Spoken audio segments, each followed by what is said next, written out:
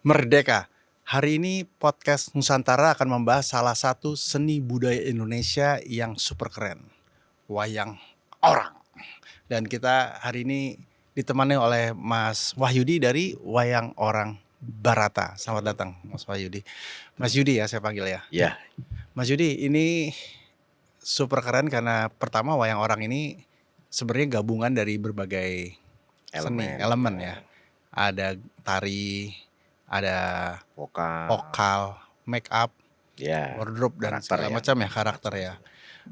Cerita sedikit Mas Yudi, ini sejarahnya seperti apa sih kalau bicara wayang orang? Sejak kapan?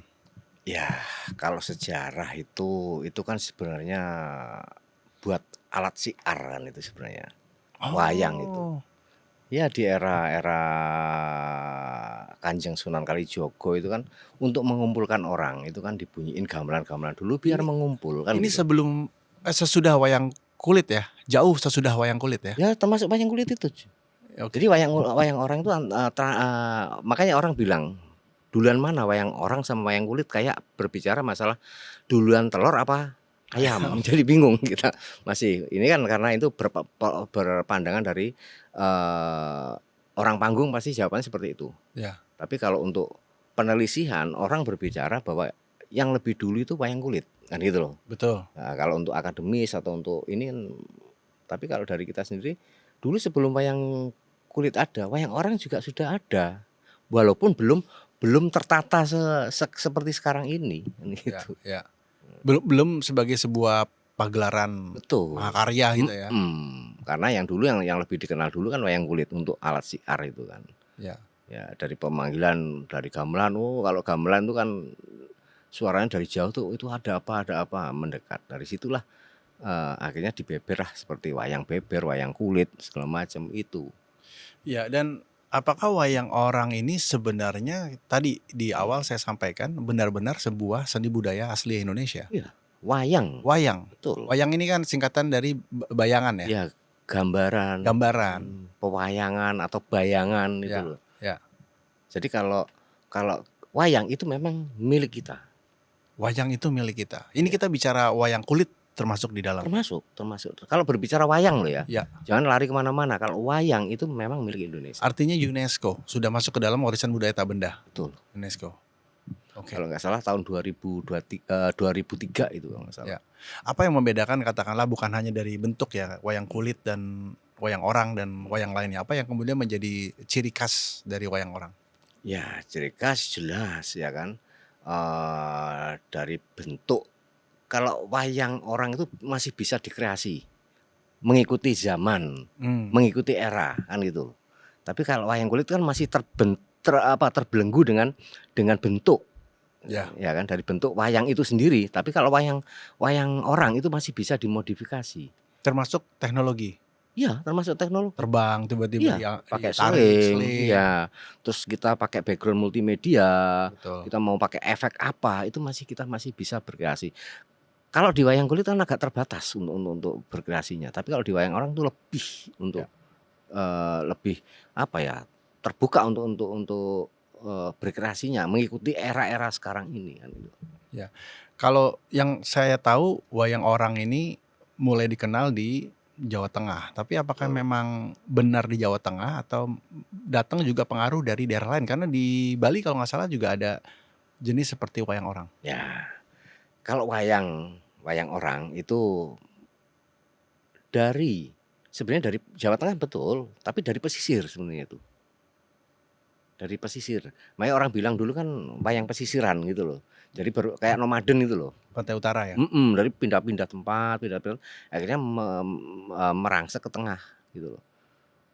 Terus ada di dalam keraton itu sendiri punya bentuk wayang, dan itu hanya yang bisa masuk di situ kan hanya internal gitu.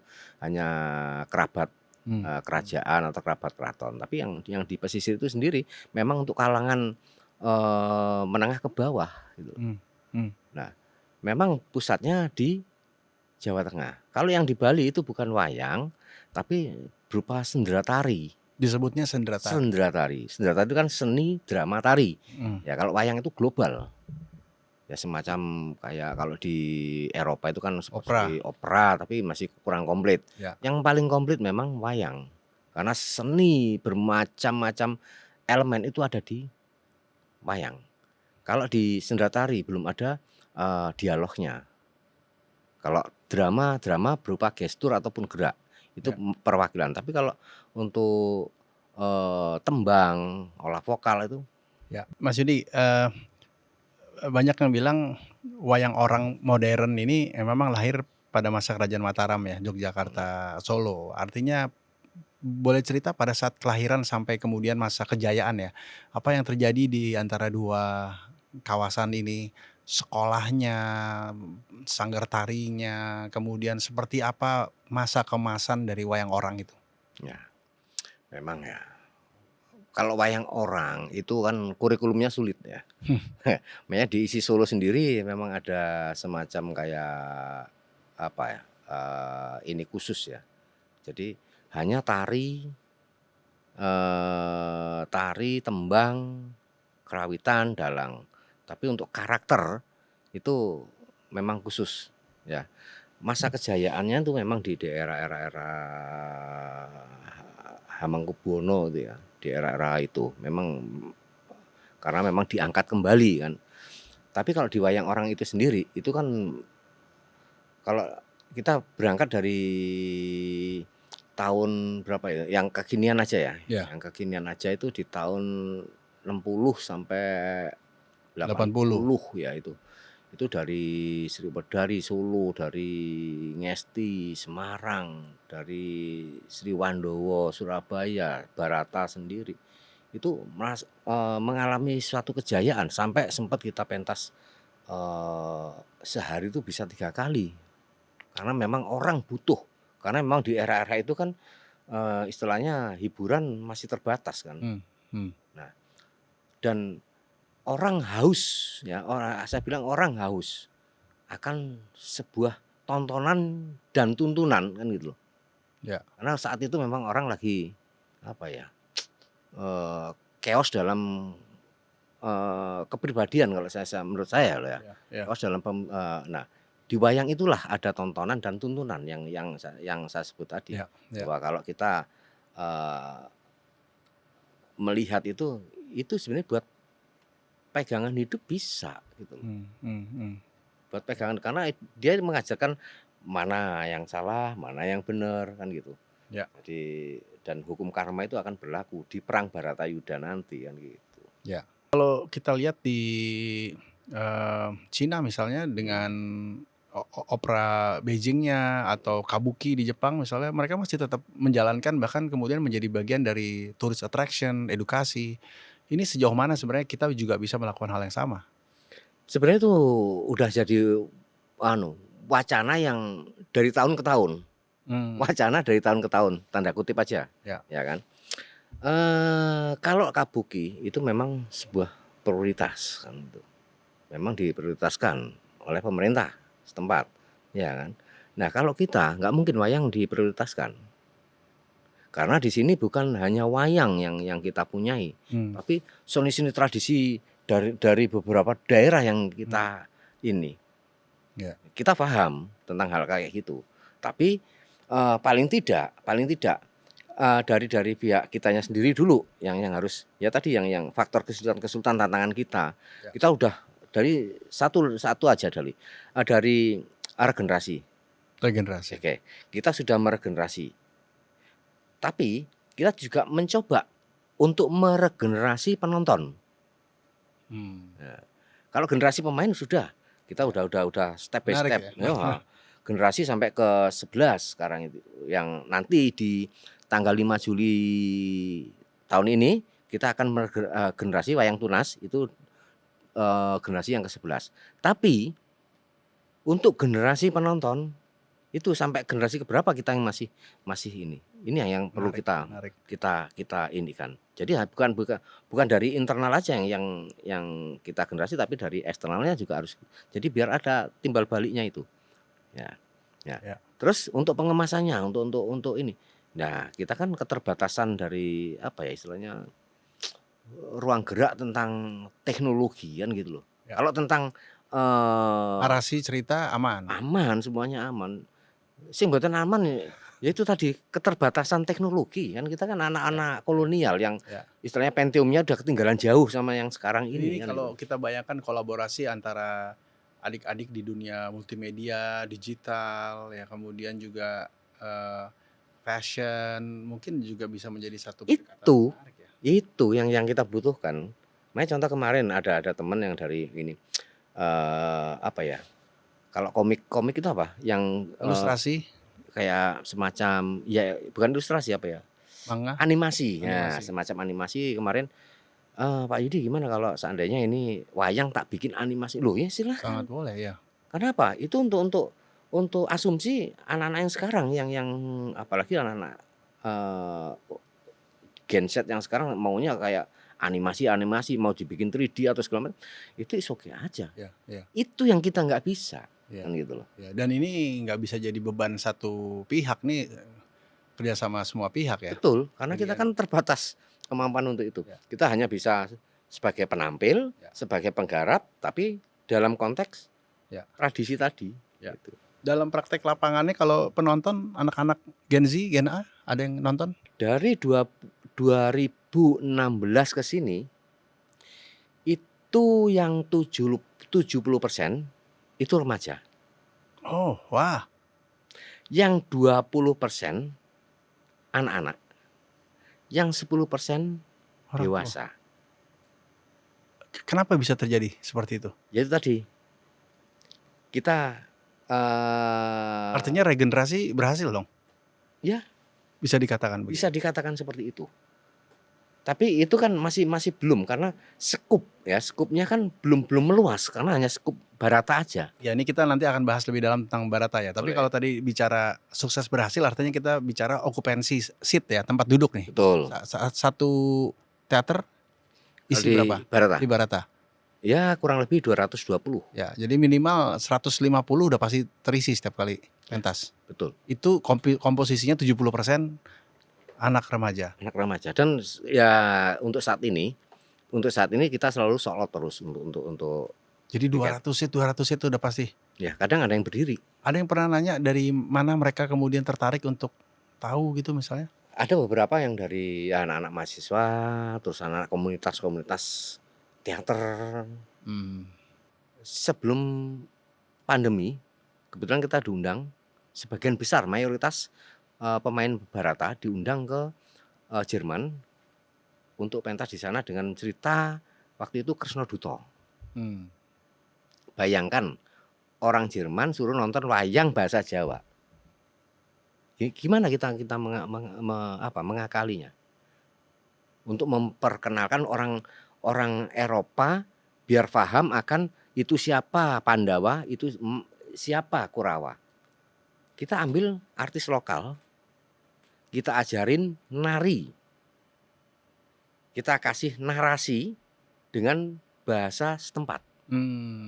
Jadi tiap adegan muncul Pandawa, dia menjelaskan melintas di depan tokoh Pandawa. Inilah Yudhistira dengan bahasa setempat. Inilah Yudhistira, inilah Bima, inilah Harjuna, inilah Nakula Sadewa. Akhirnya mereka paham.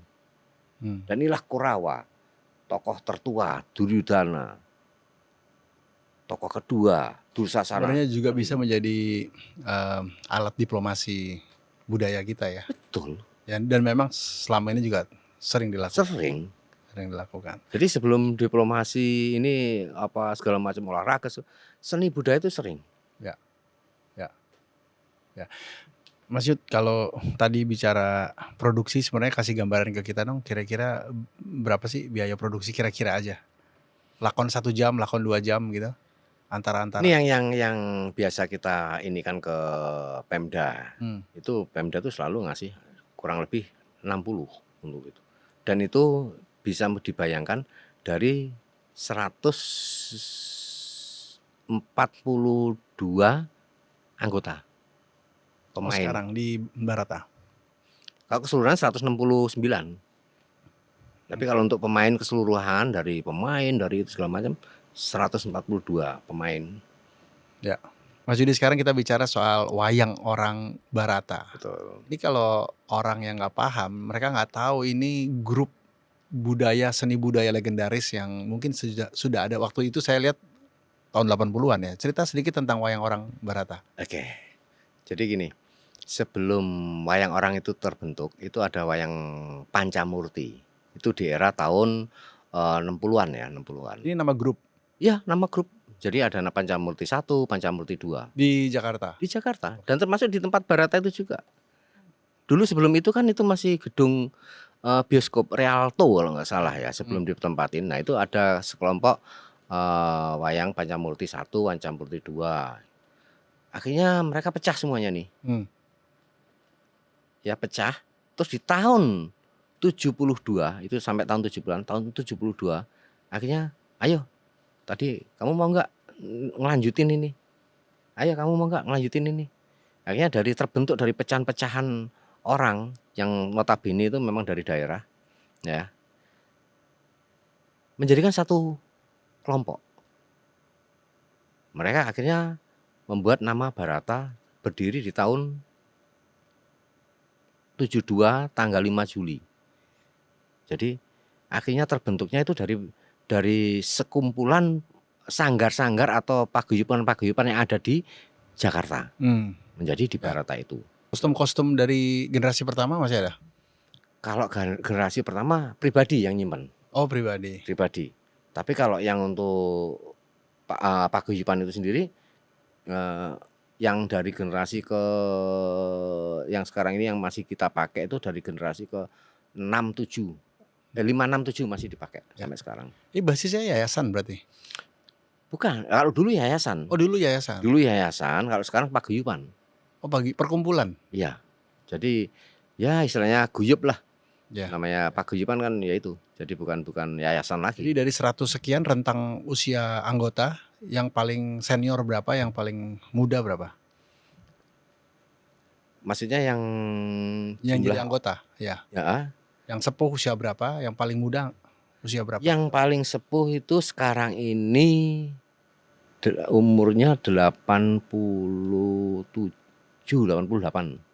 Yang paling muda sekarang itu umur 6 tahun. Mungkin ini anak-anak dari ya yang untuk yang untuk wayang tunas itu persiapan. Tapi kalau yang untuk generasi ke yang biasa reguler kan kita kadang-kadang gini, kita anggap sebagai reguler itu sebagai anggota, yang wayang tunas pun kita anggap generasi juga karena kita memang pembibitan. Kalau yang reguler yang masuk ke dunia profesional itu sekarang beranjak dari umur 18-19 yang termuda sekarang. Tapi kalau kita tunas dari umur 5 atau 4 itu udah generasi ke ini. Karena kita persiapan untuk mengcover atau menutup nanti kalau seandainya gunanya wayang tunas, kalau wayang senior sudah mulai istilahnya ininya berkurang. Disebutnya wayang tunas ya? Iya, wayang tunas. Memang walaupun umurnya baru ada yang umur 5 tahun, ada yang umur 6 tahun, ada yang umur 18 tahun, tapi kalau masih tunas, masih bibit ya tetap kita sebut tunas. Bukan karena umurnya baru 5 tahun kita sebut tunas, enggak. Kalau wayang anak, wayang remaja itu kan bisa jelas. Kalau wayang anak berarti anak-anak kecil. Wayang remaja berarti yang umur belasan tahun itu. Nah, tapi kalau wayang tunas tuh baru pun umurnya belasan tahun tapi masih pengetahuannya masih tunas, ya kita anggap yang tunas. Gitu. Ya. Mas Yudi, terakhir kita juga ditonton televisi di YouTube channel ya. Apa yang jadi tantangan dan juga harapan dari teman-teman yang ada di wayang orang Barata? Ya, di era globalisasi atau era digitalisasi ini memang kita butuh banget ya, butuh sebuah ini ya. Kalau untuk masalah penyajian, kita udah berupaya, entah itu cover, entah itu spek. Istilahnya spek itu kan isian dari ini. Untuk sekarang ini orang dilihat sudah untuk dimanjakan mata sudah, dimanjakan rasa sudah, terus dimanjakan dengan telinga sudah, ya kan. Nah sekarang yang belum, kita mencoba untuk memanjakan imajinasi mereka, terutama anak-anak generasi sekarang ini, ZA. ZA. Ya, kalau orang-orang dulu gampang banget memanjakan imajinasi, ya kan? Kalau sekarang anak-anak sekarang kan hanya melihat, mendengarkan, merasakan, ya kan? Ya. Kalau dulu kalau sekarang sulit untuk karena belum tahu kan gitu loh. Wayang itu apa kan gitu loh. Nah ini yang jadi tantangan berat buat kita itu kan ini. Ya. Oh ya satu lagi tentang masalah Barata tadi, bahwa Barata itu punya makna loh ya. Oh apa itu Mas? Nah, Barata, ba itu bawa itu gerak, ya gerak atau tari, ya atau wiraga kalau bahasa itu ya. Kalau ra itu kan rasa, ra itu kan wirasa atau rasa ya. Rasa itu kan penjiwaan. Ya. Tala itu kan tala itu kan titik nada itu kan. Jadi wiraga, wirasa, wirama itu kan sebenarnya Barat itu kan pemahaman dari situ. Yeah, jadi kalau bisa mengaplikasikan tiga ini, jadikanlah sebuah pemain yang handal, yang orang bilang itu kalau orang sekarang bilangnya sempurna, tapi kalau orang dulu kan luwes kan gitu loh. Kalau udah memasuki luwes, mau ngapain pun orang akan gitu. Ya makanya saya salut sekali karena ini kombinasi antara seni gerak, seni tari, seni rasa, kemudian make up, wardrobe, musik, betul, olah vokal. Ini termasuk kalau bicara teknologi itu juga kita bicara seni sound effect, audiovisual yang sangat canggih, dan ini mudah-mudahan ada yang mendengar, melihat, dan mudah-mudahan ini bisa menjadi semacam semangat ya. Khususnya kalau saya dengar tadi sudah ada 5-6 tahun generasi tunas sudah mulai tumbuh. Jadi tinggal kita mencari momentum yang tepat. Kapan ini juga bisa kita bangun seperti kabuki di Jepang atau itu harapan kita. Opera Beijing ya. Betul. Ya, baik. Demikian, terima kasih Mas Yudi sudah Sama-sama datang ke studio dan berbagi dengan kita. Sehat terus. Amin. Generasi sekarang berarti keempat, ke-11. Tetap dari yang sekarang ya masih ada. Satu masih ada. Ya, yang umur 80 ya. itu masih ada, tapi nggak terlibat dalam pementasan, hanya mengawasi, ngasih input aja. Tapi yang sekarang yang bergerak itu dari generasi ke-4 sampai 11. Generasi pertama yang masih ada namanya Pak Kis Slamet. Pak Kis Slamet itu dulu pemain Nun Sewu, saya sebut merek, dulu pemain ketoprak umur, tokoh ketoprak umur, ya kan. Mungkin kenal sama Kompres, tokoh-tokoh dulu ya. Sama Pak Aris Mukadi itu juga tokoh, istilahnya itu komputer hidupnya. Wayang itu di beliau juga. Salam hormat untuk beliau. Kita sampaikan kembali. Baik, demikian hari ini kita belajar salah satu seni budaya kita yang sangat kompleks sekali, mengajarkan kita begitu banyak ilmu, yaitu wayang orang, dan mudah-mudahan ini membantu kita untuk menyadari betapa kayanya negeri ini dan terus bergerak membangun negeri.